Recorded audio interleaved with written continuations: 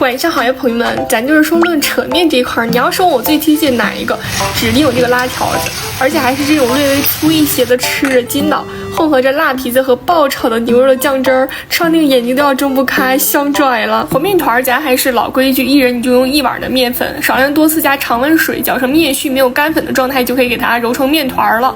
这个方法不用厨房秤和那个比例啥的，盖上盖子静置个10分钟，再揉这个面团就会非常的柔软光滑，擀成圆饼。这个盘子和面饼上都给它喷上油，然后盖上保鲜膜，静置个30分钟。用油醒的可以给它放冰箱隔夜，第2天再扯。这个新疆辣皮子我买了一大袋儿，它一点都不辣，热水泡了一会儿，整个肉嘟嘟的。做那个酱啊、拌面、炒菜我都喜欢放上2根，它炒熟了是软的，就是老人小孩啥的也可以吃，真的挺好的。牛片是我妈之前来的买的那个牛上脑，这样给它腌一下，炒着嫩。用油醒的面它就是省事儿，扯的一根断的都没有。而且我看评论区好多家人们做的都特别有食欲，扯的一个比一个好。煮熟了冲一冲凉水，这样比较筋道。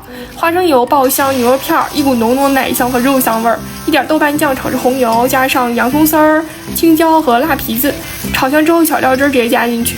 我的妈呀，太香了，满满的铁锅锅气味儿。这种面还是粗一点的带劲啊！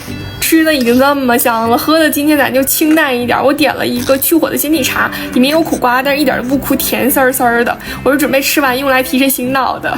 好，今天就到这里啦，拜拜。